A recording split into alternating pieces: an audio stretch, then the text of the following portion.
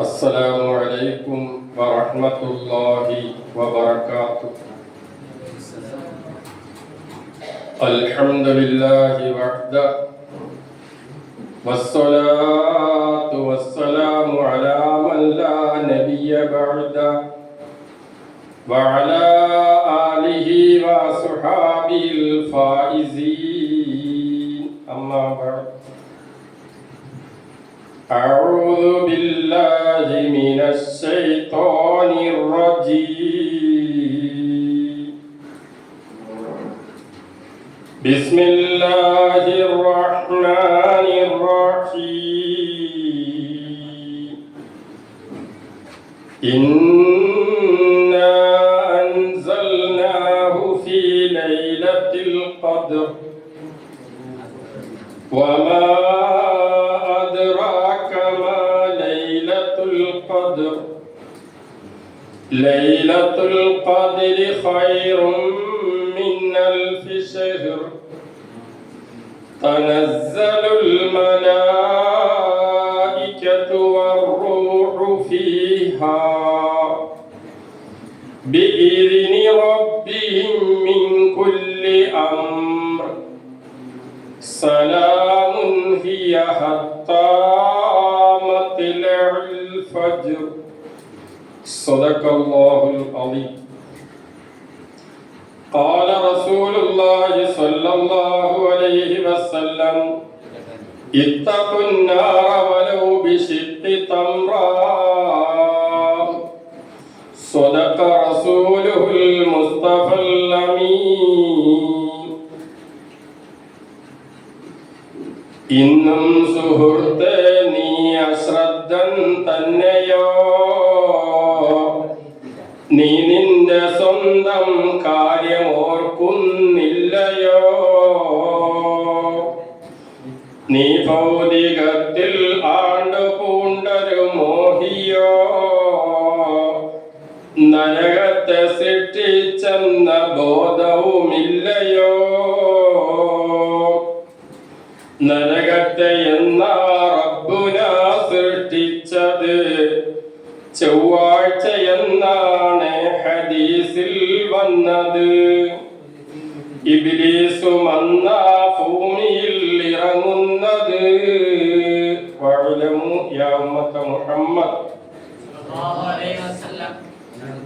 സർവാധിപതിയും രക്ഷാധികാരിയും രക്ഷകനും ശിക്ഷകനും രക്ഷയില്ലാതെ ശിക്ഷിക്കുന്നവനും ശിക്ഷയില്ലാതെ രക്ഷിക്കുന്നവനുമായ അല്ലാഹു ജല്ല ജലാലുഹു നമ്മെ ഇരുലോകത്തും കാത്തി രക്ഷിച്ച് അനുഗ്രഹിക്കുമാറാകട്ടെ. നമ്മുടെയും നമ്മുടെ മാതാപിതാക്കൾ, ഉസ്താദന്മാർ, ഭാര്യസന്താനങ്ങൾ, കൂട്ടുകുടുംബാദികൾ, സഹായികൾ, ഗുണകാംക്ഷികൾ, ദുആ കൊണ്ട് വസിയത്ത് ചെയ്തവർ, ഈ മജ്‌ലിസിലുള്ളവർ, ഈ സ്ഥാപനവുമായി ബന്ധപ്പെട്ട് നിൽക്കുന്നവർ, ഇതിന്റെ മുഹിബ്ബീങ്ങൾ, ഇതിന്റെ സഹായികൾ, വിദേശത്തും സ്വദേശത്തുമുള്ളവർ, അകലെയും അടുത്തുമുള്ള എല്ലാവരുടെയും എല്ലാ ചെറുതും വലുതും അറിഞ്ഞും അറിയാതെയും രഹസ്യവും പരസ്യവുമായ വന്ന പാപങ്ങൾ ഈ ദിവസത്തിന്റെയും ഈ മാസത്തിന്റെയും ഈ സമയത്തിന്റെയും ബറക്കത്ത് കൊണ്ട് അല്ലാഹു പുറത്ത് മാപ്പാക്കി തന്ന് അനുഗ്രഹിക്കുമാറാകട്ടെ. അവർക്കും നമുക്കും ശിഷ്ടജീവിതം പാപരഹിതമായി, പാപമുക്തമായി, പാപസുരക്ഷിതമായി ഉള്ള ഒരു ജീവിതം നൽകി അനുഗ്രഹിക്കുമാറാകട്ടെ. നമ്മുടെയും നമ്മോയുമായി ബന്ധപ്പെട്ട് പലരും പല രോഗത്തിലും വിഷമത്തിലും പ്രയാസത്തിലും പ്രതിസന്ധികളിലുമായി കഴിയുന്ന എല്ലാവരുടെ എല്ലാ രോഗങ്ങളും അല്ലാഹു മാറ്റി സലാമത്ത് നൽകി അനുഗ്രഹിക്കുമാറാകട്ടെ. പറയുന്നതും കേൾക്കുന്നതും ജീവിതത്തിൽ പാഠം ഉൾക്കൊള്ളാൻ അല്ലാഹു തൗഫീഖ് നൽകുമാറാകട്ടെ. ബഹുമാനമുള്ള എൻ്റെ ഗുരുവര്യൻ കൂടിയായ ജലാൽ ഉസ്താദ് അവർകൾ, അതോടൊപ്പം എൻ്റെ ആത്മമിത്രമായ ഇവിടുത്തെ പ്രിൻസിപ്പാൾ കൂടിയായ ബഹുമാനായ അൻവർ മന്നാനി ഉസ്താദ്, നക്ഷത്ര തുല്യരായ മുത്തഅല്ലിമീങ്ങൾ, ഉമ്മ പെങ്ങന്മാർ എല്ലാവരെയും അല്ലാഹു അനുഗ്രഹിക്കുമാറാകട്ടെ.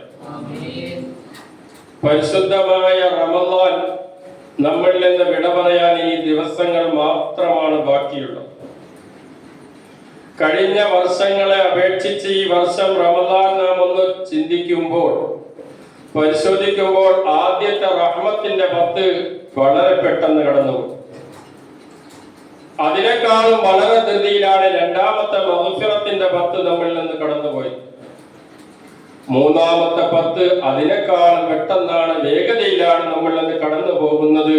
ഇനി ദിവസങ്ങൾ മാത്രമാണ്, ആഴ്ചകളില്ല, മാസങ്ങളില്ല, വർഷങ്ങളില്ല, എണ്ണപ്പെട്ട ദിവസങ്ങൾ മാത്രമാണ് ഇനി റമളാൻ നമ്മുടെ മുന്നിലുള്ളത്. റമളാനിനെ സംബന്ധിച്ചിടത്തോളം ഒരുപാട് മഹത്വങ്ങളെ സംബന്ധിച്ച്, ശ്രേഷ്ഠതകളെ സംബന്ധിച്ച്, നന്മകളെ സംബന്ധിച്ച്, ജീവകാരുണ്യ പ്രവർത്തനങ്ങളെ സംബന്ധിച്ചൊക്കെ കഴിഞ്ഞ ക്ലാസ്സുകളിൽ ഉസ്താദ് അവർ വിശദീകരിച്ചു കാണുമെന്ന് ഞാൻ വിശ്വസിക്കുന്നു. എങ്കിലും ചില ഹ്രസ്വമായ കാര്യങ്ങൾ മാത്രമെന്ന് സൂചിപ്പിച്ചുകൊണ്ട് തൽക്കാലം എന്റെ നസീഹത്ത് ഞാൻ അവസാനിപ്പിക്കാൻ ആഗ്രഹിക്കുന്നു. അല്ലാഹു പറയുവാൻ എല്ലാ നിലക്കുള്ള തൗഫീഖ് നൽകുമാറാകട്ടെ. ഹബീബുന മുഹമ്മദുർ റസൂലുള്ളാഹി സല്ലല്ലാഹു അലൈഹി വസല്ലമ തങ്ങൾ അവിടുന്ന് പറയുകയുണ്ടായി, മൻ ഹളറ ഫീ മജ്ലിസി റമളാൻ കതബല്ലാഹു ലഹു ഹസനതു സന.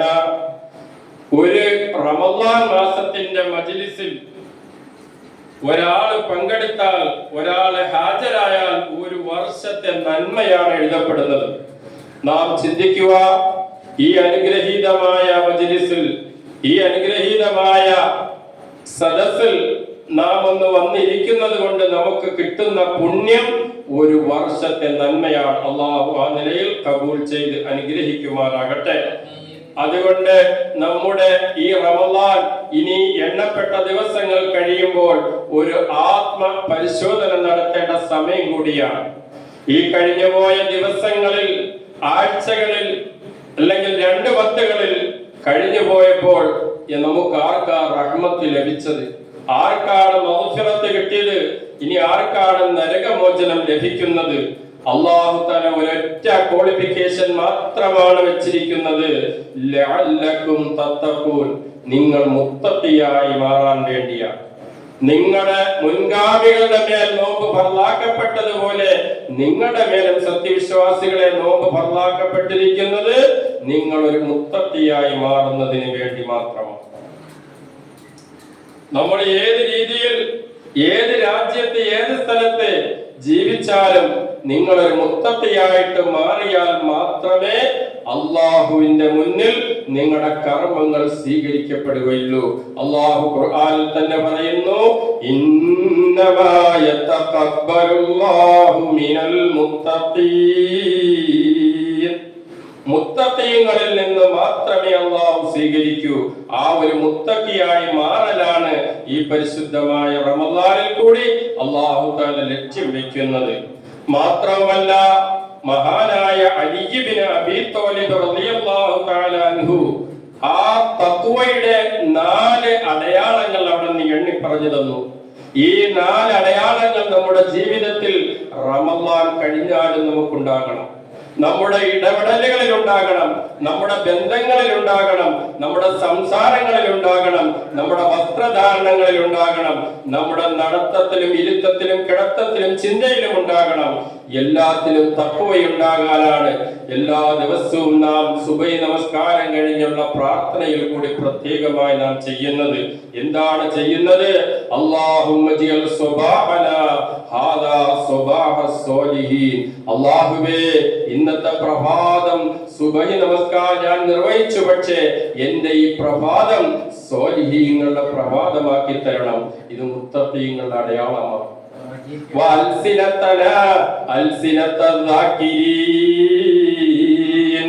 അല്ലാഹുവേ, എന്റെ നാവ് ദിക്ർ ചൊല്ലുന്നവരുടെ നാക്കാക്കി തരണമല്ലാ. അല്ലാഹുമ്മ ജഅൽ ഖുലൂബനാ ഖുലൂബൽ ഖാശിഈൻ. എന്റെ ഹൃദയം നിന്നെ ഭയപ്പെടുന്നവരുടെ ഹൃദയമാക്കി തരണേ അല്ലാ. ഇങ്ങനെ എണ്ണി എന്റെ ശരീരം നിന്നെ അനുസരിക്കുന്ന ശരീരമാക്കണം. ഇങ്ങനെ ഒത്തിരി കാര്യങ്ങൾ നമ്മൾ എണ്ണി എണ്ണി ചോദിക്കുമ്പോൾ ഇതെല്ലാം മുത്തഖിയായ മനുഷ്യനുണ്ടാകേണ്ട ക്വാളിഫിക്കേഷനാണ്. ഇതാണ് അലി ഇബ്നു അബീ ത്വാലിബ് റളിയല്ലാഹു തആല അൻഹു അവിടെ നിന്ന് പറഞ്ഞത്. ഒന്നാമത്തെ അടയാളം ഹിയ അൽ ഖൗഫു അനിൽ ജലീൽ.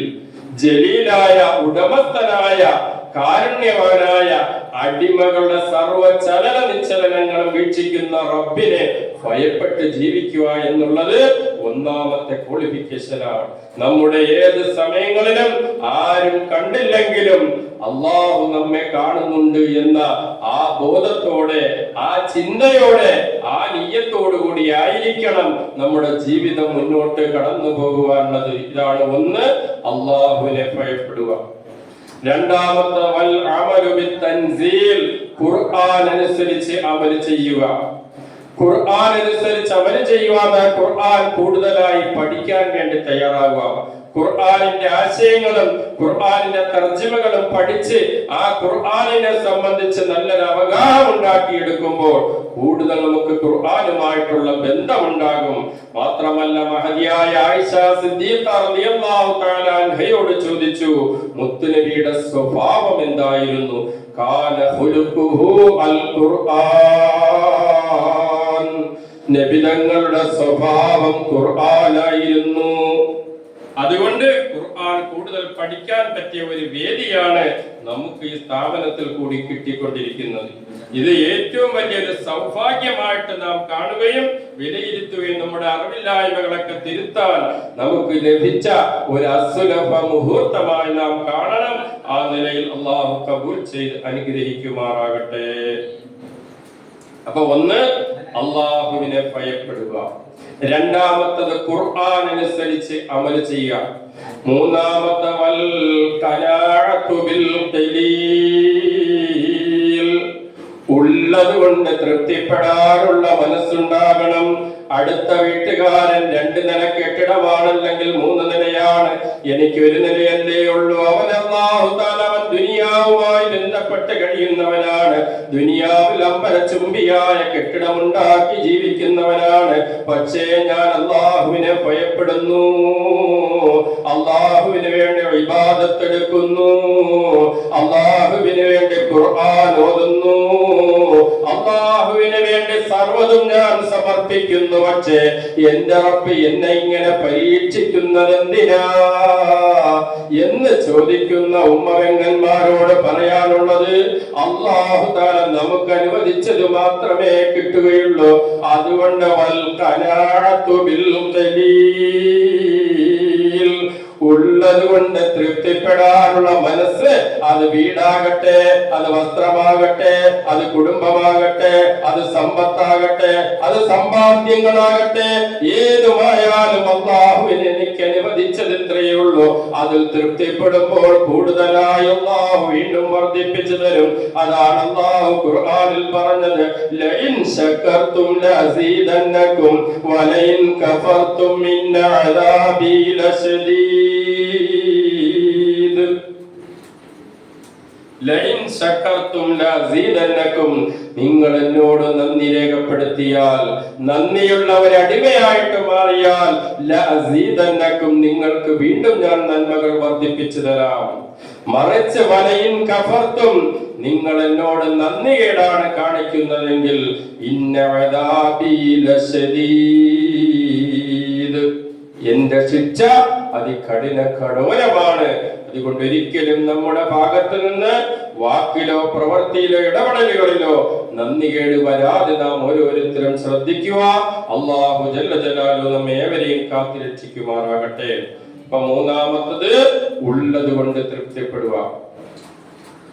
നാലാമത്തത് വൽ ഇസ്തിഇദാദു ലിയൗമിർ റഹീൽ, മടക്ക ദിവസത്തിന് വേണ്ടി ഒരുങ്ങി തയ്യാറായിരിക്കുക. അതാണ് നമ്മുടെ വിഷയത്തിന്റെ കാതലായ ഭാഗം. പരിശുദ്ധ റമളാൻ വിട പറയാൻ അടുത്തിരിക്കുകയാണ്. ദിവസങ്ങൾ മാത്രമേ ഉള്ളൂ കഴിയുമ്പോൾ നമ്മുടെ ആഖിറത്തിന് വേണ്ടി, പരലോകത്തിന് വേണ്ടി എന്താ സമ്പാദിച്ചത്, എന്താ ഒരുക്കി വെച്ചത്?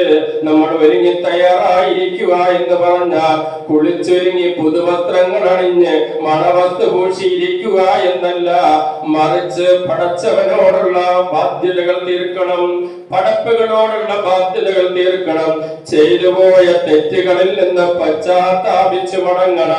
അങ്ങനെ മാറിയിട്ട് ഒരു മുത്തഖിയായ രീതിയിൽ ജീവിക്കുമ്പോൾ നമ്മുടെ മരണം എപ്പോൾ, എവിടെ വെച്ച്, എങ്ങനെ, ഏതവസ്ഥയിൽ സംഭവിക്കുമെന്നറിയില്ല.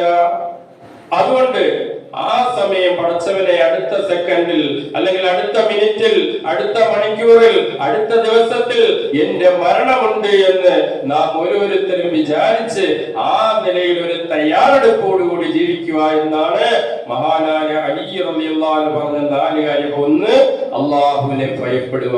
2, ഖുർആൻ അനുസരിച്ച് അമൽ ചെയ്യുക. 3, ഉള്ളത് കൊണ്ട് തൃപ്തിപ്പെടുക. 4, മടക്ക ദിവസത്തിന് വേണ്ടി ഒരുങ്ങി തയ്യാറായിരിക്കുക. അള്ളാഹു കാര്യങ്ങൾ മനസ്സിലാക്കാൻ തൗഫീഖ് നൽകി അനുഗ്രഹിക്കുമാറാകട്ടെ.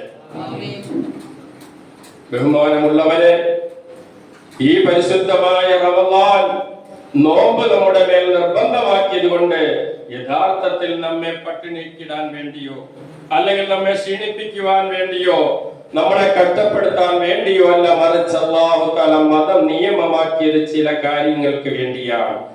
ആ കാര്യങ്ങൾ 1, നബിതങ്ങൾ മറ്റ് മാസങ്ങളിലൊന്നും ചെയ്യാത്ത കഠിനാധ്വാനം വിശുദ്ധമായ റമളാനിൽ ചെയ്യുമായിരുന്നു. ഇബാദത്തിന്റെ വിഷയത്തിലും അതുപോലെ തന്നെ മറ്റെല്ലാ കാര്യങ്ങളിലും നബി സല്ലല്ലാഹു അലൈഹി വസല്ലമ തങ്ങൾ മറ്റു മാസങ്ങളിൽ ഇല്ലാത്ത കഠിനാധ്വാനം ഈ വിശുദ്ധ റമളാനിൽ ചെയ്യുമായിരുന്നു. ആ ഒരു പ്രേരണയാണ്, ആ ഒരു സുന്നത്താണ്, ആ ഒരു ഇത്തിബാഅാണ് നാം ഓരോരുത്തരും ഈ റമളാനിൽ കൂടി കൂടുതൽ നന്മകൾ നേടിയെടുക്കുന്നത്. അതിൽ മത നിയമമാക്കിയതിന്റെ കാരണം 1, ദുഷ്പ്രേരണ നൽകുന്ന ശരീരത്തിനെ ആ ദുഷ്പ്രേരണകളിൽ നിന്ന്, മോശം ചിന്തകളിൽ നിന്ന് നോമ്പിനെ മാറ്റി നിർത്താൻ കഴിയുന്നു. അതാണ് 1ാമത്തെ മത നിയമമാക്കിയതിന്റെ പിന്നിലുള്ള ലക്ഷ്യം. 2ാമത്തത് വികാര വിചാരങ്ങളെ അടക്കി നിർത്താൻ കഴിയുന്നു. ഭാര്യ ഭർത്താക്കന്മാരായാൽ പോലും നോമ്പിന്റെ പകൽ സമയങ്ങളിൽ ഇത്യാദി കാര്യങ്ങൾ ഹറാമാണ്, നിഷിദ്ധമാണ്. അത് നോമ്പിന്റെ ഏറ്റവും വലിയ മഹത്വം നമുക്ക് വിളിച്ചോതി തരുന്ന കാര്യമാണ്. 3ാമത്തത് ശൈത്താനിനെ കീഴ്പ്പെടുത്താൻ നോമ്പിൽ കൂടി കഴിയുന്നു. നമുക്കറിയാം, സ്വർഗത്തിന്റെ കവാടങ്ങൾ തുറക്കപ്പെടുകയും നരകത്തിന്റെ കവാടങ്ങൾ അടയ്ക്കപ്പെടുകയും പിശാചിനെ ചങ്ങലക്കിടുകയും ചെയ്യുന്ന മാസമാണ് വിശുദ്ധ റമളാൻ. മാലിക് അലൈഹിസ്സലാത്തു വസ്സലാമിന് 1 മാസം ലീവാണ്. നമുക്ക് ആഴ്ചയിലോ 2 ആഴ്ചയിലോ ഒക്കെ ലീവ് കിട്ടുമെങ്കിൽ മാലിക് അലൈഹിസ്സലാമിന് വർഷത്തിൽ 1 മാസം ലീവാണ്. എന്ന് പറഞ്ഞാൽ ജോലിയില്ല എന്നല്ല, മറിച്ച് നരകത്തിന്റെ കവാടം അടയ്ക്കപ്പെട്ടു കഴിഞ്ഞു. ഇനി ഒരാൾക്കും തന്നെ നരകത്തിലേക്കുള്ള പാസ് കൊടുക്കലില്ല, നരകത്തിലേക്കുള്ള സർട്ടിഫിക്കറ്റ് കൊടുക്കലില്ല, നരകാവകാശിയായിട്ട് വിധിക്കപ്പെടലില്ല.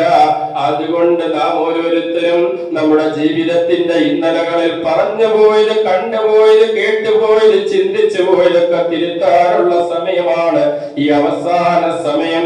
ഇന്നലെ തൗബ ചെയ്ത് നിങ്ങൾ എല്ലാവരും പശ്ചാത്താപം നടത്തിയെന്നറിഞ്ഞു അല്ലാഹു തൗബ സ്വീകരിക്കുമാറാകട്ടെ.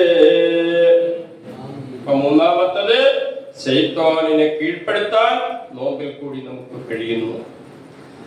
4ാമത്തത് അല്ലാഹുവിൽ നിന്നുള്ള പാപമോചനം ലഭിക്കാൻ നോമ്പ് കൊണ്ട് കഴിയുന്നു. നമ്മളെ നോമ്പ് പിടിക്കുന്ന കാരണത്താൽ അല്ലാഹു തആല നമ്മുടെ പാപങ്ങൾ പുറത്തു തരാൻ കാരണമായി തീരുന്നു. 5ാമത്തത് കാരുണ്യവാനായ അല്ലാഹുവിന്റെ സമക്ഷത്തിലേക്ക് അടുക്കാൻ, അല്ലാഹുവിലേക്കുള്ള പ്രിയങ്കരനായി മാറാൻ, അല്ലാഹുവിലേക്കുള്ള ഇഷ്ട അടിമയായിട്ട് മാറാൻ നോമ്പ് കൊണ്ട് കഴിയുന്നു. 6ാമത്തെ ധാരാളം രോഗങ്ങളിൽ നിന്ന് നമുക്ക് ശിഫാ നൽകുന്നു. 7ാമത്തെ ദരിദ്രരോട് കാരുണ്യവും വാത്സല്യവും ഉണ്ടാകുന്നു. ഇതൊരു നോമ്പുകാരന് മാത്രമേ ലഭിക്കുകയുള്ളൂ. നോമ്പില്ലാത്ത ഒരു മനുഷ്യൻ റമളാനിൽ ജീവിച്ചുകൊണ്ട് കൊണ്ട് പോലും ആ വ്യക്തിക്ക് കിട്ടില്ലെങ്കിൽ ഈ 7ഓളം ഗുണങ്ങൾ ഒരു നോമ്പ് പിടിക്കുന്ന വ്യക്തിക്ക് മാത്രമാണ് കിട്ടുന്നത്. ആ നിലയിൽ നമ്മുടെ നോമ്പ് കൊണ്ട് അള്ളാഹുവിന്റെ മുന്നിൽ ഏറ്റവും സ്വീകാര്യതയുള്ള ഒരു മുത്തഖിയായിട്ട് അള്ളാഹു നമ്മെയും നാമുമായി ബന്ധപ്പെട്ട മുഴുവൻ പേരെയും അള്ളാഹു കാത്തിരക്ഷിക്കുമാറാകട്ടെ, കബൂൽ ചെയ്ത് അനുഗ്രഹിക്കുമാറാകട്ടെ. അപ്പോൾ നബി സല്ലല്ലാഹു അലൈഹി വസല്ലമ തങ്ങൾ മറ്റ് മാസങ്ങളിൽ ഒന്നും ചെയ്യാത്ത കഠിനാധ്വാനം ചെയ്തിരുന്ന മാസമാണ് വിശുദ്ധ റമളാൻ. അതുപോലെ എല്ലാ വിഷയങ്ങളിലും വളരെ കൂടുതൽ റഹ്മത്തിനെ ചോദിച്ചിരുന്ന മാസമാണ്. ആദ്യത്തെ 10 റഹ്മത്ത് കഴിഞ്ഞു. ഇനി നമുക്ക് റഹ്മത്ത് വേണ്ടി എപ്പോഴും ചോദിച്ചുകൊണ്ടിരിക്കണം. ഈ മജ്‌ലിസിൽ പങ്കെടുക്കുക എന്നുള്ളത് ഏറ്റവും വലിയൊരു റഹ്മത്താണ്. നമ്മുടെ ജീവിതം സന്തോഷകരമായി എത്രയോ വേദനയിലും വിഷമത്തിലും പ്രയാസത്തിലും കഴിയുമ്പോൾ നമുക്ക് അല്ലാഹു ഇത്രത്തോളം അനുഗ്രഹങ്ങളൊക്കെ തന്നു.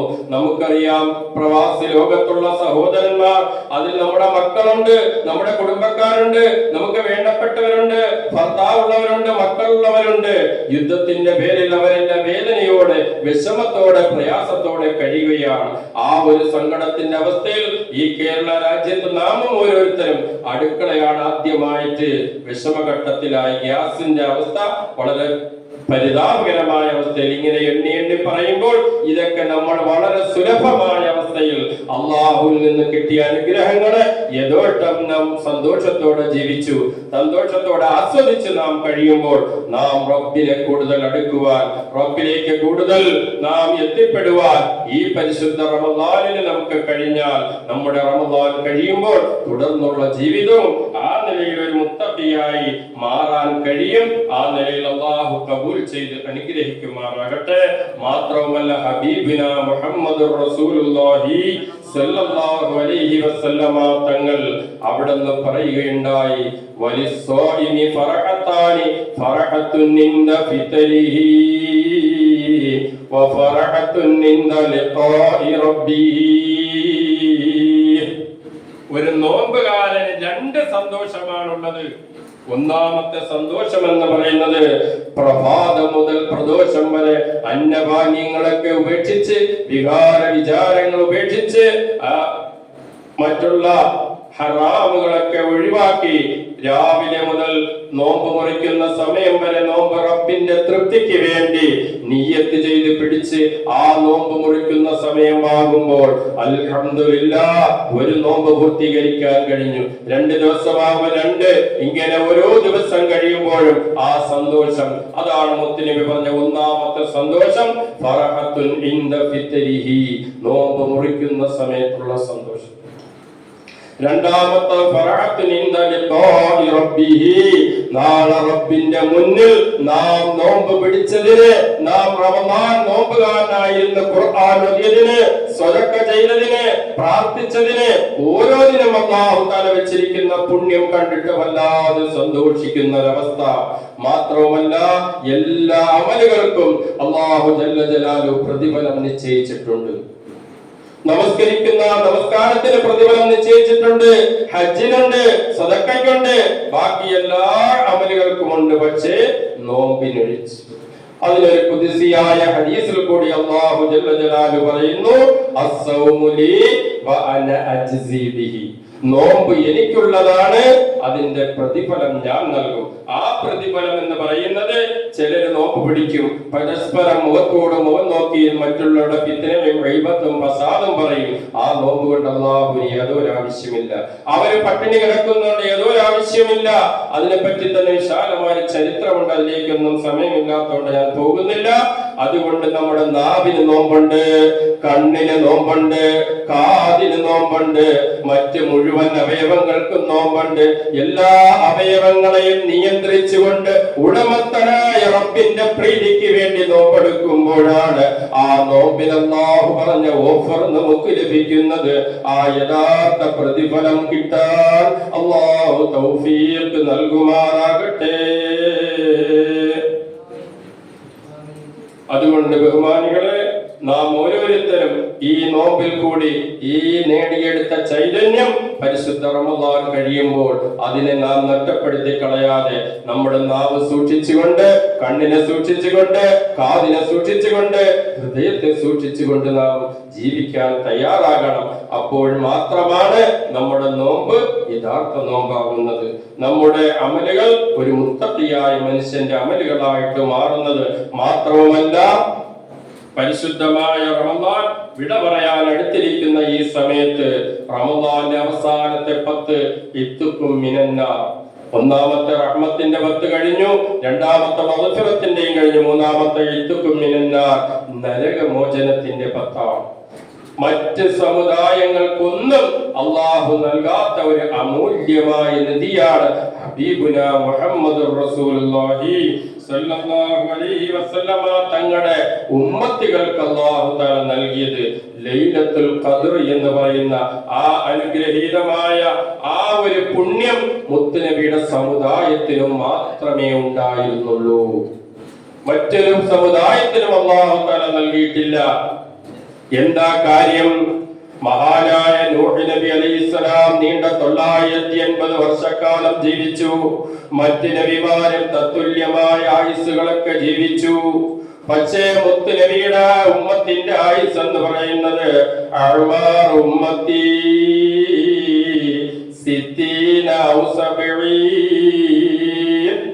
എന്റെ സമുദായത്തിന്റെ ആയുസ് 60-നും 70-നും ഇടയ്ക്കാണ്. 70 കഴിഞ്ഞവർ ഈ മജ്‌ലിസിൽ വളരെ കുറവാണ്. കഴിഞ്ഞവരുണ്ടെങ്കിൽ വളരെ ഭാഗ്യവാന്മാരാണ്, ഭാഗ്യവതികളാണ്, സെഞ്ചുറി അടിച്ചവരാണ്. അല്ലാഹു ഇനിയും ആഫിയത്തോടു കൂടിയുള്ള ദീർഘായുസ് നൽകി അനുഗ്രഹിക്കുമാറാകട്ടെ. അപ്പോൾ നാം മനസ്സിലാക്കുക, പ്രവാചകൻ സല്ലല്ലാഹു അലൈഹി വസല്ലമ തങ്ങൾക്ക് ലൈലത്തുൽ ഖദ്ർ എന്നാണെന്ന് അറിയിച്ച് അല്ലാഹു തആല കൊടുത്തു. വഹി മുഖേന അറിഞ്ഞപ്പോൾ വല്ലാത്ത സന്തോഷമായി. പ്രവാചകൻ ആ സന്തോഷവാർത്ത തന്റെ അനുചരന്മാരായ സ്വഹാബത്തിന് അറിയിച്ചു കൊടുക്കാൻ കടന്നു വരുമ്പോൾ 2 സ്വഹാബാക്കൾ പരസ്പരം തർക്കത്തിൽ ഏർപ്പെട്ട് കഴിയും.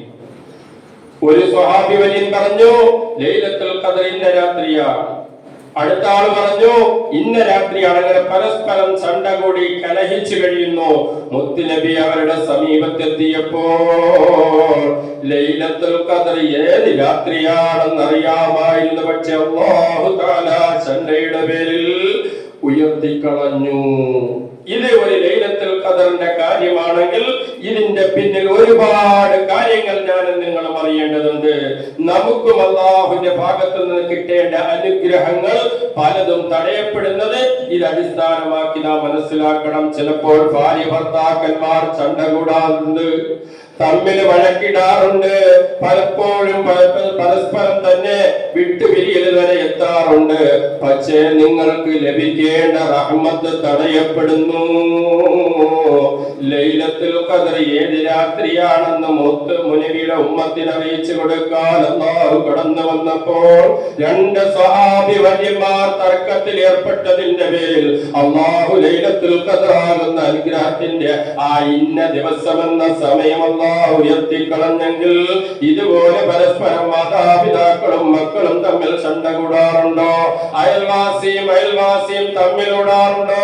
കൂട്ടുകാരനും തമ്മിൽ, കൂട്ടുകാരിയും തമ്മിൽ വഴക്കിടാറുണ്ടോ? എങ്കിൽ നമുക്ക് ലഭിക്കേണ്ട റഹ്മത്ത് തടയപ്പെടാൻ കാരണമായി തീരും. അതുകൊണ്ട് ഇതിൽ നിന്ന് പാഠം ഉൾക്കൊണ്ടുകൊണ്ട് നമ്മൾ എന്തെങ്കിലും ഒന്ന് പറയേണ്ടി വന്നാൽ ഒന്ന് മധ്യനിലയിൽ പറയുക. കാരണം പിന്നെ അവസരത്തിൽ ഒരുപക്ഷെ അതിന്റെ പേരിൽ ഖേദിക്കേണ്ടി വരാം. അങ്ങനെ ചുരുക്കത്തിൽ ലൈലത്തുൽ ഖദ്ർ പരിശുദ്ധ റമളാനിന്റെ 1 മുതൽ അവസാനമുള്ള ഏത് ദിവസവുമാകാൻ സാധ്യതയുണ്ട് എന്ന് ചില പണ്ഡിതന്മാർ രേഖപ്പെടുത്തുന്നു. എന്നാൽ അധികം പണ്ഡിതന്മാരും രേഖപ്പെടുത്തുന്നത് ലൈലത്തുൽ ഖദ്ർ മുത്തുനബി സല്ലല്ലാഹു അലൈഹി വസല്ലമ തങ്ങളെ സ്വഹാബത്തിനെ പഠിപ്പിച്ചു കൊടുത്തത്, ഓ സ്വഹാബാ,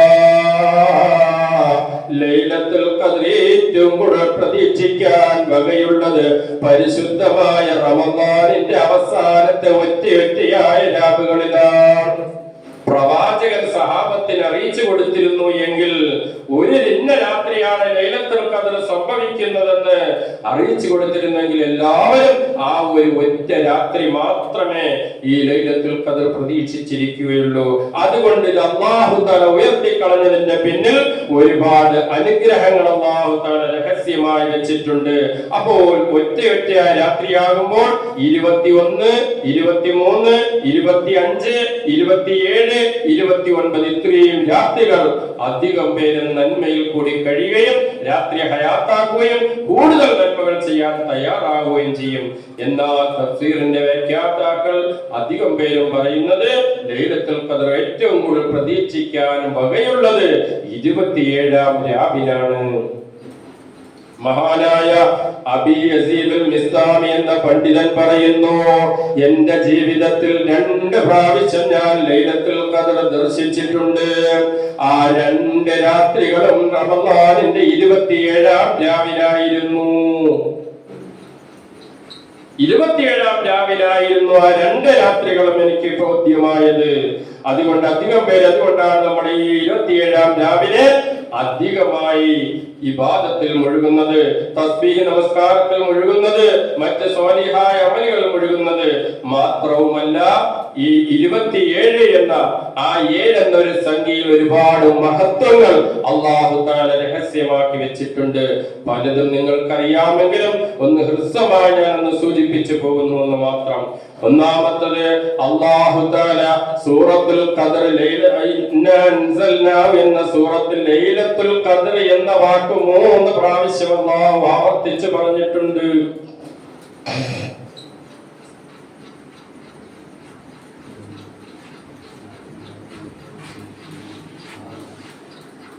ലൈലത്തുൽ ഖദ്ർ എന്ന് 3 പ്രാവശ്യം അല്ലാഹു ആവർത്തിച്ച് പറഞ്ഞിട്ടുണ്ട്. ഓരോ വാക്കിലും 9 ഹർഫുകളാണുള്ളത്. 3 9 നമ്മൾ കൂട്ടുമ്പോൾ അവിടെ 27 കിട്ടുന്നു. അപ്പോൾ ലൈലത്തുൽ ഖദ്ർ കൂടുതൽ പ്രതീക്ഷിക്കുവാൻ വകയുള്ളത് 27-ാം രാവിനാണ്. ഇനി നോക്ക്, സൂറത്തുൽ ഖദ്ർ എന്ന ഓരോ വാക്കുകളും നാം എണ്ണി നോക്കുമ്പോൾ പരിശുദ്ധ റമളാൻ 29 30 ദിവസമുള്ളതുപോലെ ആ 30 വാക്കുകളാണ് ആ സൂറത്തിൽ ആകെ ഉള്ളത്. ആകെ 30 വാക്കുകളാണ് ലൈലത്തുൽ ഖദ്ർ എന്ന സൂറത്തിലുള്ളത്. അവിടെയും നാം ആ വാക്കുകളെ ഓരോന്നോരോന്നായി എണ്ണി വരുമ്പോൾ 27-ാമത്തെ വാക്ക് കടന്നു വരുന്നത് സലാമുൻ ഹിയ ഹത്താ മത്ലഇൽ ഫജ്ർ. ഹിയ എന്ന വാക്കാണ് 27-ാമത് കടന്നു വരുന്നത്. ഹിയ എന്ന് പറഞ്ഞാൽ ആ ലൈലത്തുൽ ഖദ്റിന്റെ രാത്രി സലാം നിങ്ങൾക്ക് രക്ഷയാണ്. മിൻ കുല്ലി അംർ, സർവ്വ കാര്യങ്ങൾക്കും നിങ്ങൾക്ക് രക്ഷയാണ്. അതുകൊണ്ട് നിങ്ങൾ 27-ാം രാവിനെ വളരെ കൂടുതൽ പ്രതീക്ഷിക്കണമെന്ന് അല്ലാഹുവിന്റെ ഖുർആൻ തന്നെ നമുക്ക് ഓർമ്മപ്പെടുത്തി തരുന്നു. ഇനി നോക്കുക, അല്ലാഹു തആല ആകാശത്തെ സൃഷ്ടിച്ചത് 7 തട്ടുകളായിട്ടാണ്. ഭൂമിയെ സൃഷ്ടിച്ചത് 7 തട്ടുകളായിട്ടാണ്. പരിശുദ്ധമായ ഖുർആനിന്റെ മാതാവ് എന്നറിയപ്പെടുന്ന സൂറത്തുൽ ഫാത്തിഹ 7 ആയത്തുകളാണ്. ഹബീബായ മുത്തുനബി സല്ലല്ലാഹു അലൈഹി വസല്ലമ തങ്ങളുടെ മക്കൾ 7 പേരാണ്. ഒരു ഹാജി പരിശുദ്ധമായ ഹറമിലെത്തി കഴിഞ്ഞാൽ ആദ്യമായി തവാഫ് ചെയ്യുന്നതും 7 പ്രാവശ്യമാണ്. സഫാ മർവയുടെ ഇടയിൽ സഈ ചെയ്യുന്നതും 7 പ്രാവശ്യമാണ്. ഹാജിമാര് 3 ജംറകളിൽ കല്ലെറിയുന്നതും 7 പ്രാവശ്യമാണ്. മാത്രമല്ല, എല്ലാ ദിവസവും പ്രഭാതം തുടങ്ങുന്നത് 7 മണിയാണ്. എല്ലാ ദിവസവും രാത്രി ആരംഭിക്കുന്നതും 7 മണിയാണ്. എല്ലാ ദിവസവും സുബഹി നമസ്കാരം കഴിഞ്ഞതിന് ശേഷവും മഗ്രിബ് നമസ്കാരം കഴിഞ്ഞതിന് ശേഷവും 7 പ്രാവശ്യം നരകമോചനം ചോദിക്കണം. അല്ലാഹുമ്മ അജിർനി മിനന്നാർ. ഇങ്ങനെ നാം എണ്ണി നോക്കുമ്പോൾ അധികവും അല്ലാഹു തആല 7 എന്നുള്ള സംഖ്യയാണ്. ഇനി നോക്കൂ, ഒരു ദിവസം ഫർളായ നമസ്കാരങ്ങൾ നിർവഹിക്കേണ്ടത് 17 റക്അത്താണെങ്കിലും അവിടെയും 7 ആണ്. അല്ലാഹ് മാത്രമല്ല, ഫർദ് നമസ്കാരങ്ങളിൽ തന്നെ നാം 1-ാം റക്അത്തിൽ നമസ്കരിക്കുമ്പോൾ അവിടെ അല്ലാഹു തആല നമ്മെ കൊണ്ട് 2 ഏടുകൾ ചെയ്യിപ്പിക്കുന്നുണ്ട്. നമുക്കറിയാമെങ്കിലും ഒന്ന് ഓർമ്മിപ്പിക്കുകയാണ്. ആ 2 ഏടിൽ ഒരു ഏട് എന്ന് പറയുന്നത് 2 സുജൂദുകൾക്ക് ഇടയിൽ ഇരിക്കുമ്പോൾ നാം ചെയ്യുന്ന ഒരു പ്രാർത്ഥനയുണ്ട്. റബ്ബിഗ്ഫിർലി എന്ന് തുടങ്ങുന്ന 7 കാര്യങ്ങൾ അവിടെ ചോദിക്കുന്നു.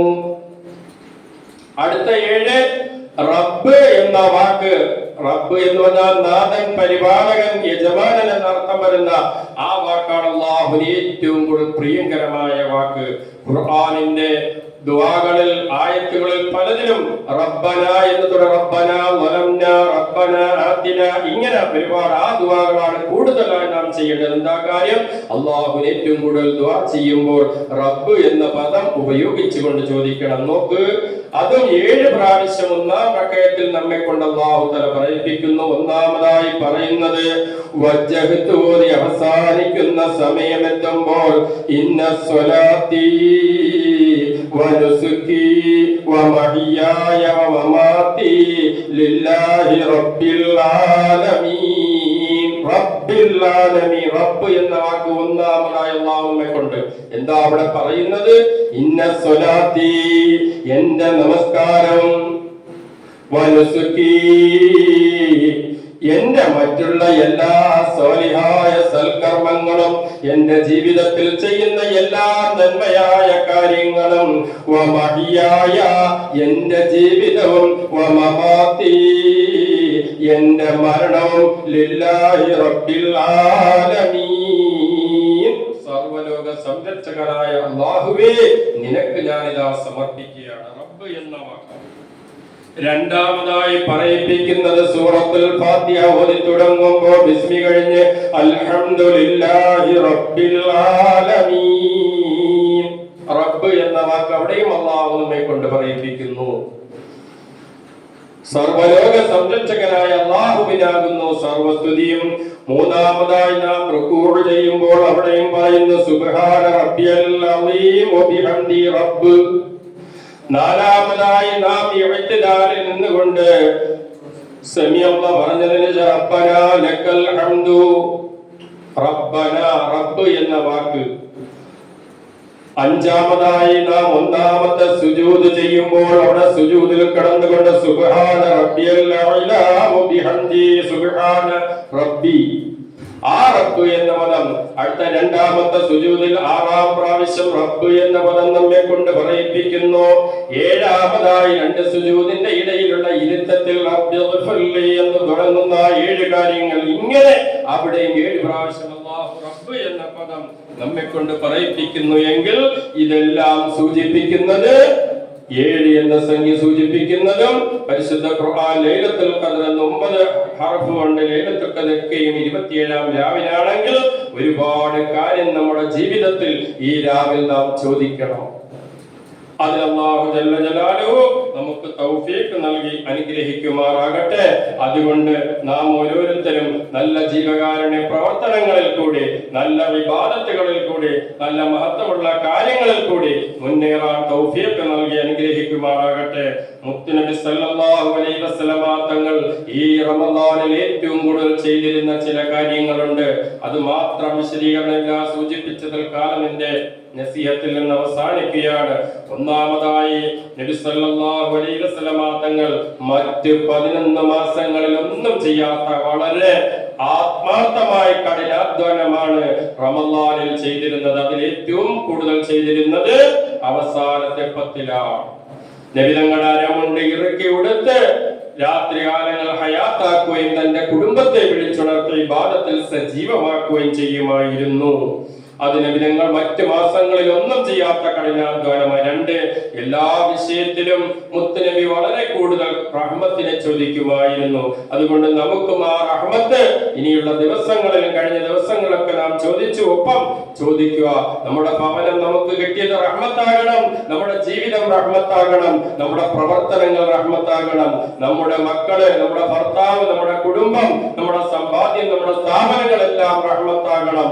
അതിന് വളരെ കൂടുതൽ ചോദിച്ചു കൊണ്ടേയിരിക്കണം. മുത്തുനബി വളരെ കൂടുതൽ ചോദിച്ചിരുന്ന മാസമാണ്. മൂന്നാമത്തെ വളരെ കൂടുതൽ ദാനധർമ്മങ്ങൾ ചെയ്തിരുന്ന മാസമാണ് പരിശുദ്ധ റമദാൻ. നമുക്കറിയാം റമദാനിൽ 1 രൂപ കൊടുത്താൽ 70 രൂപയുടെ പുണ്യം. അത് നിസ്സാരമായിട്ടാണെങ്കിൽ അതിനേക്കാളും ആത്മാർത്ഥയാൽ 700 രൂപയുടെ പ്രതിഫലം, 7000 രൂപയുടെ. എന്നിട്ടും അല്ലാഹു ഖുർആൻ പറയുന്നു വല്ലാഹു യുളാഇഫു ലിമൻ യശാ, ഞാൻ ഉദ്ദേശിച്ചവർക്ക് അതിനേക്കാളും ഇരട്ടിയായ പ്രതിഫലം. നമുക്കറിയാം നമ്മുടെ സ്ഥാപനം ഇവിടെ നിങ്ങളെ പോലുള്ള നല്ല ദീനീ സ്നേഹികളുടെ സഹായത്തോടു കൂടിയാണ് കടന്നു പോകുന്നത്. നിങ്ങൾ കൊടുക്കുന്ന ഓരോ രൂപകളും ഇവിടുത്തെ ഉസ്താദുമാരും മുതഅല്ലിമീങ്ങളും അത് കഴിക്കുകയും അത് ഉപയോഗിക്കുകയും ചെയ്യുമ്പോൾ ഇതിന്റെ പിന്നിൽ നിങ്ങൾക്ക് ഈ റമദാൻ കൂടി കിട്ടുന്ന, അല്ലാത്ത മാസങ്ങൾ കൂടി കിട്ടുന്ന പ്രതിഫലവും ദുആയും ചെറുതല്ല, വളരെ വലുതാണ്. നാളെ നിങ്ങൾ മരിച്ച് ഖബറിൽ ചെന്നാലും ഒരു മനുഷ്യൻ മരിച്ചാൽ മുറിഞ്ഞു പോകാത്ത 3 കാര്യങ്ങൾ. ഒന്നാണ് സദഖത്തുൻ ജാരിയ, ജാരിയായ സദഖ. അല്ലാഹു ആ നിലയിൽ നിങ്ങൾ കൊടുത്തതും കൊടുത്തുകൊണ്ടിരിക്കുന്നതും കൊടുക്കാൻ ആഗ്രഹിക്കുന്നതുമായ എല്ലാ ദാനധർമ്മങ്ങളും ആ നിലയിൽ അല്ലാഹു കബൂൽ ചെയ്യട്ടെ. അപ്പൊ മുത്തുനബി റമദാനിൽ വളരെ കൂടുതൽ ദാനധർമ്മങ്ങൾ ചെയ്തിരുന്നു. 4 വളരെ കൂടുതൽ നമസ്കരിച്ചിരുന്ന മാസമാണ്. നമുക്കറിയാം മറ്റ് മാസങ്ങളിൽ പലരും ഫർള് തന്നെ പൂർത്തീകരിക്കാത്തവരുണ്ട്. സുന്നത്ത് ഒരു പക്ഷേ വളരെ കുറഞ്ഞത് ചെയ്യാറുണ്ട്. ഈ റമദാൻ നമ്മൾ തഹജ്ജുദ് ഉൾപ്പെടെ ഫർള് നമസ്കാരത്തിന് മുമ്പും ശേഷമുള്ള സുന്നത്ത് നമസ്കാരങ്ങൾ ഉൾപ്പെടെ മറ്റ് നമുക്ക് ഏതൊക്കെ സുന്നത്ത് നിർവഹിക്കാൻ കഴിയുന്നതൊക്കെയും കൂടുതൽ വർദ്ധിപ്പിക്കേണ്ട മാസമാണ്. ഇനിയുള്ള ദിവസമായിരുന്നാലും ഇൻഷാ അല്ലാഹ് പുണ്യം നമുക്ക് കിട്ടും. 5-മത്തത് വളരെ കൂടുതൽ കുടുംബ ബന്ധം ചേർത്തിരുന്ന മാസമാണ്. നമുക്കറിയാം ഇന്ന് ഭാര്യ ഭർത്താക്കന്മാർ അകന്നു കഴിയുന്നു, അതുപോലെ തന്നെ മക്കളും മാതാപിതാക്കളും തമ്മിൽ അകന്നു കഴിയുന്നു, അയൽവാസികളുമായി അകന്നു കഴിയുന്നു. അതുപോലെ ഒരുപാട് ബന്ധങ്ങൾ ഇല്ലാതായി പോകുന്ന കാലമാണ്. അതുകൊണ്ട് ആ പോകുന്ന കാലങ്ങളൊക്കെ കൂടുതൽ ചേർത്ത് പിടിച്ചുകൊണ്ട് നമ്മൾ ബന്ധങ്ങളൊക്കെ ഊഷ്മളമാക്കാൻ വേണ്ടി പരിശ്രമിക്കുക. 6-മത്തത് വളരെ കൂടുതൽ നോമ്പ് തുറപ്പിച്ചിരുന്ന മാസമാണ് പരിശുദ്ധ റമദാൻ. നമുക്കറിയാം ഒരു നോമ്പുകാരൻ നോമ്പ് പിടിച്ചാൽ എന്ത് പുണ്യമാണോ കിട്ടുന്നത് അതേ പുണ്യമാണ് ഒരു നോമ്പുകാരന് നോമ്പ് തുറപ്പിച്ചാലും കിട്ടുന്നത്. വളരെയേറെ പുണ്യമുള്ള ഈ അമല് നമുക്ക് ഈ സ്ഥാപനത്തിലും നമ്മുടെ അയൽവാസികളെ കുടുംബക്കാരെയൊക്കെ ഇൻഷാ അല്ലാഹ് പങ്കെടുപ്പിച്ചുകൊണ്ട് ആ നിലയിൽ നാം നോമ്പ് തുറയുമായി സഹകരിക്കുക. അല്ലാഹു അനുഗ്രഹിക്കട്ടെ. 7-മത്തത് വളരെ കൂടുതൽ രോഗികളെ സന്ദർശിച്ചിരുന്ന മാസമാണ് പരിശുദ്ധമായ റമദാൻ. 8-മത്തെ വളരെ കൂടുതൽ രാത്രികാലങ്ങളിൽ ഇബാദത്ത് കൊണ്ട് മുത്തനബി സല്ലല്ലാഹു അലൈഹി വസല്ലം തങ്ങൾ സജീവമായിരുന്ന മാസമാണ് പരിശുദ്ധ റമദാൻ. 9 ഇബ്ലീസിന്റെ പ്രാർത്ഥനയ്ക്ക് പോലും അല്ലാഹു ഉത്തരം കൊടുത്ത മാസമാണ് പരിശുദ്ധ റമദാൻ. ആലോചിച്ച് നോക്ക്, നമ്മുടെ പ്രാർത്ഥനയ്ക്ക് എത്രയോ മഹത്വമുണ്ട്. ഇബ്ലീസിനെ അല്ലാഹു ജല്ല ജലാലുഹു സ്വർഗ്ഗത്തിൽ നിന്ന് എന്നേക്കുമായി പുറത്താക്കി. പ്രത്യേകം ശ്രദ്ധിക്കണം, ഇബ്ലീസിനെ അല്ലാഹു തആല സ്വർഗ്ഗത്തിൽ നിന്ന് പുറത്താക്കിയപ്പോൾ ഇബ്ലീസ് അല്ലാഹുവിനോട് പ്രാർത്ഥിച്ച ഒരു പ്രാർത്ഥനയാണ്, പടച്ചവനെ നീ സ്വർഗ്ഗത്തിൽ നിന്ന് എന്നെ പുറത്താക്കിയതിൽ എനിക്ക് വിരോധമില്ല, പക്ഷെ എനിക്കൊരു കാര്യം മാത്രമാണ് നിന്നോട് ചോദിക്കാനുള്ളത്. എനിക്ക് അന്ത്യനാൾ വരെ ജീവിക്കാനുള്ള ആയുസ് നീട്ടിത്തരണം. അങ്ങനെ അല്ലാഹു ജല്ല ജലാലുഹു ഇബ്ലീസിനെ ആ 1-മത്തെ ഊത്തുന്ന പുനരുദ്ധാരണ ദിവസം വരെ ഇലാ യൗമിൽ വഖ്തിൽ മഅലൂം, ആ ദിവസം വരെ ആയുസ് നീട്ടിക്കൊടുത്ത് ഇബ്ലീസിന്റെ പ്രാർത്ഥനയ്ക്ക് പോലും ഉത്തരം ലഭിച്ച മാസമാണ് പരിശുദ്ധമായ റമദാൻ. അതുകൊണ്ട് നാം ഓരോരുത്തരും ഈ മാസത്തിന് വളരെയേറെ പ്രാധാന്യം കൊടുത്തുകൊണ്ട് അതിന് വേണ്ടുന്ന വെള്ളവും വളവും ഈ സ്ഥാപനത്തിനെയും നിങ്ങൾ സഹായിച്ചുകൊണ്ട് ഇതെല്ലാം നിങ്ങളുടെ ഒരു മുതൽക്കൂട്ടാണ്. നിങ്ങളുടെ മക്കളെ പോലെ, നിങ്ങളുടെ മക്കളെ പരിപാലിക്കുന്നത് പോലെ സ്ഥാപനത്തിനെ പരിപാലിച്ച് ഇന്നല്ലെങ്കിൽ നാളെ മരിച്ച 6 അടി മണ്ണിന്റെ ഉള്ളിൽ പച്ചിലക്കാട്ടിൽ നിശ്ചലമായി നാം കിടക്കുമ്പോ അവിടെ ഒഴുകിയെത്തുന്ന ഈ ജാരിയായ സദഖ, ഈ മക്കൾക്ക് നോമ്പ് തുറക്കാനുള്ള വിഭവങ്ങൾ, അതുപോലെ അവർക്ക് കഴിയുമെങ്കിൽ ഒരു ജോഡി ഡ്രസ്സ് നമ്മളെ മക്കൾക്ക് എടുക്കുമ്പോൾ ഒരു കുട്ടിക്കെങ്കിലും ഒരു ജോഡി ഡ്രസ്സ് എടുത്തു കൊടുത്താൽ ഇതുപോലുള്ള വലിയ വലിയ മഹത്തരങ്ങൾ നമുക്കും നമ്മുടെ ജീവിതത്തിൽ അല്ലാഹു എന്തെങ്കിലും വിഷമ പ്രയാസങ്ങൾ നിശ്ചയിച്ചിട്ടുണ്ടെങ്കിൽ അതൊക്കെയും മാറാൻ കാരണമായി തീരും. അല്ലാഹു ആ നിലയിൽ നമ്മുടെ നന്മകളെ സ്വീകരിക്കുമാറാകട്ടെ. അതുപോലെ ഈ പരിശുദ്ധ റമദാനിൽ ഒരു കാരണവുമില്ലാതെ ഏതെങ്കിലും ഒരു ദിവസത്തെ നോമ്പ് നഷ്ടമാക്കിയാൽ ആയുസ് മുഴുവനും നോമ്പെടുത്താൽ പോലും ആ ഒരു നോമ്പിന്റെ പുണ്യം നമുക്ക് കിട്ടുകയില്ല. അത്തരം മഹത്വമാണ് റമദാനിന്റെ നോമ്പ്. അതുകൊണ്ട് ബഹുമാനികളെ, പറഞ്ഞ കാര്യങ്ങളൊക്കെ ജീവിതത്തിൽ പ്രാവർത്തികമാക്കാൻ അല്ലാഹു നമുക്ക് തൗഫീഖ് നൽകുമാറാകട്ടെ. ബഹുമാനികളെ, നാം നാളെ മരിച്ച് അള്ളാഹുവിന്റെ മുന്നിൽ മഹ്ശറ വൻസഭയിൽ നിൽക്കുന്ന സമയം ശ്രദ്ധയോടെ എല്ലാവരും കേൾക്കണം. ഒരു വിഭാഗം ആളുകളെ അല്ലാഹു തആല വിചാരണയില്ലാതെ സ്വർഗത്തിലേക്ക് പറഞ്ഞയക്കുകയാണ്. നമുക്കറിയാം മഹ്ശറയിൽ വിചാരണയുണ്ട്. ആ വിചാരണ നേരിടേണ്ടവരാണ് നാം ഓരോരുത്തരും. ആ ഒരു ഉത്തമ ബോധ്യത്തോടു കൂടിയാണ് ഞാനും നിങ്ങളും ജീവിക്കുന്നത്. എന്നാൽ അല്ലാഹു തആല ഒരു വിഭാഗം അടിമകളെ വിചാരണയില്ലാതെ നിങ്ങൾ സ്വർഗത്തിൽ പോയിക്കൊള്ളുക എന്ന് പറഞ്ഞ് കടത്തിവിടുമ്പോൾ മലക്കുകൾ അല്ലാഹുവിനോട് ചോദ്യം ചെയ്യുക, പടച്ചവനെ, നീയല്ലേ പറഞ്ഞത് ഈ മഹ്ശറ എന്ന് പറയുന്നത് ഹിസാബ് ചെയ്യുന്ന സ്ഥലമാണ്, അവരെ അവിടെ ഇട്ട് ചുട്ടുപഴുത്ത് ആ മണലാരണ്യത്തിലിട്ട് വിയർപ്പിൽ മുങ്ങി കുളിക്കുന്ന സ്ഥലമാണ്, നീയല്ലേ റബ്ബേ ഞങ്ങളെ പഠിപ്പിച്ചത് എന്ന് ചോദിക്കുമ്പോൾ അല്ലാഹു പറയും, ഈ ഒരു വിഭാഗം ആളുകൾ നിങ്ങൾക്ക് ആരാണെന്ന് അറിയുമോ മലക്കുകളെ? ഇവരെ ദുനിയാവിലിട്ട് തന്നെ ഞാൻ ചൂടിൽ വറുത്തിരുന്നു, അവരെ ഞാൻ വേദനിപ്പിച്ചിരുന്നു, അവരെ ഞാൻ കഷ്ടപ്പെടുത്തിയിരുന്നു. അഥവാ അവർ എനിക്ക് വേണ്ടി, എന്റെ തൃപ്തിക്ക് വേണ്ടി, എന്റെ പൊരുത്തത്തിന് വേണ്ടി നോമ്പെടുത്തവരാണ്. എന്ന് പറഞ്ഞ ആ ഖുദ്സിയായ ഹദീസിന്റെ അർത്ഥത്തിൽ പറയുമ്പോൾ ആ ഒരു വിഭാഗമായി നമുക്ക് ഏവർക്കും മാറാൻ കഴിയണം. അല്ലാഹു തആല നിലയിൽ നമ്മെ ഏവരെയും കബൂൽ ചെയ്ത് അനുഗ്രഹിക്കുമാറാകട്ടെ. എന്നാൽ ഈ പരിശുദ്ധമായ ലൈലത്തുൽ ഖദ്റിന്റെ രാത്രി എല്ലാവർക്കും ആ സൂറത്തുൽ ഖദ്റിന്റെ അവസാനം തന്നെ പറയുന്നു, അതിന്റെ തഫ്സീറിന്റെ വ്യാഖ്യാതാക്കൾ ഒരുപാട് കാര്യങ്ങളൊക്കെ പറയുന്നു. തനസ്സലുൽ മലായികതു വറൂഹു ഫീഹാ ബിഇذن റബ്ബിഹിം മിൻ കുല്ലി അംർ സലാമുൻ ഹിയ ഹത്താ മത്ലഉൽ ഫജ്ർ. 1000 മാസങ്ങളെക്കാൾ ഉത്കൃഷ്ടമായ രാത്രി, 83 വർഷവും 4 മാസവും ഇബാദത്ത് എടുക്കുന്നതിനേക്കാൾ പുണ്യമായ രാത്രി, ഒറ്റ രാത്രി കൊണ്ട് കിട്ടുന്ന പുണ്യം അത് മുത്തുനബിയുടെ ഉമ്മത്തികളുടെ ആയുസിന്റെ കുറവ് കൊണ്ട് കിട്ടുമെങ്കിൽ അതിന് ഈ ഒരു രാത്രി നമുക്ക് ഉറക്കമൊഴിഞ്ഞിരുന്ന് ഇബാദത്തിലായി സജീവമാകാൻ കഴിയണം. ഈ ലൈലത്തുൽ ഖദ്റിന്റെ രാത്രി അല്ലാഹു തആല 4 വിഭാഗം ആളുകൾക്ക് പുറത്തു കൊടുക്കുകയില്ല. തനസ്സലുൽ മലായികതു, മലക്കുകള് വരിവരിയായി ഇറങ്ങി വരും. വറൂഹു ഫീഹാ, റൂഹ് കൊണ്ട് ഉദ്ദേശിക്കുന്നത് അവിടെ മലക്കുകളുടെ ക്യാപ്റ്റനായ ജിബ്രീൽ അലൈഹിസ്സലാത്തു വസ്സലാമിനെയാണ്. ജിബ്രീൽ അലൈഹിസ്സലാത്തു വസ്സലാമിനോട് മറ്റു മലക്കുകൾ ചോദിക്കും, അല്ല പടച്ചവൻ എന്തെങ്കിലും ഓഫർ മുഹമ്മദിയ ഉമ്മത്തിന് കൊടുത്തിട്ടുണ്ടോ എന്ന് ചോദിച്ചപ്പോൾ ജിബ്രീൽ അലൈഹിസ്സലാത്തു വസ്സലാം മലക്കുകളോട് പറഞ്ഞു കൊടുത്തു, ലൈലത്തുൽ ഖദ്റിന്റെ രാത്രി അടിമകൾക്കൊക്കെ അല്ലാഹു മാപ്പ് കൊടുക്കുന്ന രാത്രിയാണ്. മലക്കുകൾ നമ്മുടെ സമീപത്തേക്ക് വരും. നമ്മുടെ പ്രാർത്ഥനയിലായി ഒരു വിഭാഗം കഴിയുന്നു, മറ്റ് ചില വിഭാഗം സ്വതക്കുകളിൽ കഴിയുന്നു, മറ്റ് ചിലരെ ഖുർആൻ പാരായണത്തില്, മറ്റ് ചിലര് നമസ്കാരങ്ങളില്, മറ്റ് ചിലര് കുടുംബ ബന്ധം ചേർക്കുന്നതില്, മറ്റ് ചിലര് ജീവകാരുണ്യ പ്രവർത്തനങ്ങൾ. ഇങ്ങനെ ഓരോരുത്തരുടെ അടുക്കലും മലക്കുകൾ കടന്നു വന്ന് ഹസ്തദാനം ചെയ്യും. പക്ഷേ മലക്കുകൾ ജിബ്രീലിനോട് ചോദിച്ചു, ജിബ്രീൽ, മുഹമ്മദിയ ഉമ്മത്തിന് എന്താണ് ഇതുകൊണ്ടുള്ള നേട്ടങ്ങൾ എന്ന് ചോദിക്കുമ്പോ അവിടുന്ന് പറഞ്ഞു കൊടുത്തി, ലൈലത്തുൽ ഖദ്റിന്റെ രാത്രി മുഹമ്മദിയ ഉമ്മത്തിന് അല്ലാഹു മാപ്പ് കൊടുക്കുന്ന രാത്രിയാണ്, പുറത്തു കൊടുക്കുന്ന രാത്രിയാണ്. എന്നാൽ 4 വിഭാഗം ആളുകൾക്ക് ആ രാത്രി പുറത്തു കൊടുക്കൂല. അവരാരാണെന്ന് മാത്രം പറഞ്ഞു നിർത്തുകയാണ്. ഒന്നാമത്തത് മുദ്ഹിനുൽ ഖംർ, കള്ളുകുടി നിത്യമായി കഴിയുന്ന, കള്ളു കുടിച്ചിട്ട് അതിൽ നിന്ന് പിന്തിരിയുവാനോ പശ്ചാത്താപിച്ച് മടങ്ങുവാനോ തൗബ ചെയ്യുവാനോ തയ്യാറാകാതെ നിത്യമായി കള്ളുകുടിയിൽ മുഴുകി കഴിയുന്ന മനുഷ്യന് ഈ ലൈലത്തുൽ ഖദ്റിന്റെ രാത്രി അല്ലാഹു മാപ്പ് കൊടുക്കുകയില്ല. രണ്ടാമത്തെ വിഭാഗമെന്ന് മാതാപിതാക്കളെ ബുദ്ധിമുട്ടിപ്പിച്ചവരാണ്, മാതാപിതാക്കളെ വേദനിപ്പിച്ചവരാണ്, മാതാപിതാക്കളെ വിഷമിപ്പിച്ചവരാണ്. അതുകൊണ്ട് നമ്മൾ ആരെങ്കിലും മാതാപിതാക്കളുമായിട്ടുള്ള ബന്ധം വിച്ഛേദിച്ചാൽ ഈ ലൈലത്തുൽ ഖദ്റിന്റെ രാത്രി നിങ്ങൾക്ക് പുറത്തു കിട്ടൂല.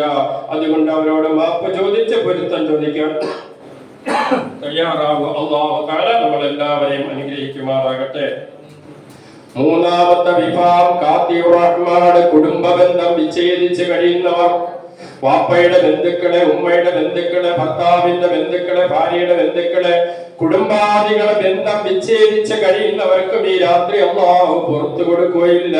നാലാമത്തെ മുശാഹിദാണ്, അഥവാ വിദ്വേഷം വെച്ച് കഴിയുന്നവർ, പക വെച്ച് കഴിയുന്നവർ, അസൂയ വെച്ച് കഴിയുന്നവർ, വൈരാഗ്യം വെച്ച് കഴിയുന്നവർ, ഈ നിലയിലുള്ള ജീവിതവുമായി മുന്നോട്ട് പോകുന്നവർക്ക് ലൈലത്തുൽ ഖദറിന്റെ രാത്രി അല്ലാഹു മാപ്പ് കൊടുക്കൂല, അല്ലാഹു പുറത്തു കൊടുക്കൂല എന്ന് ജിബ്രീൽ മറ്റു മലക്കുകൾക്ക് പറഞ്ഞു കൊടുത്തുവെങ്കിൽ ഈ ഒരു 4 വിഭാഗത്തിൽ പെടാതെ അല്ലാഹു നാം ഏവരെയും കാത്തുരക്ഷിക്കുമാറാകട്ടെ.